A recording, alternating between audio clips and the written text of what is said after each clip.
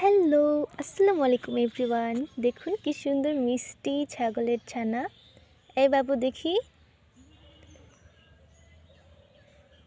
সুন্দর ছোট, একদম ছোট বাবু, একদম ছোট দুটো বাচ্চা এখানে। ও তো ঘুমাচ্ছে নাকি? তাকিয়ে আছো তুমি? এক কথা বলো তো, কথা বলো তো, কথা বলো। কি সুন্দর মিষ্টি দুটো ছানা, এত ভালো লাগছে দেখতে।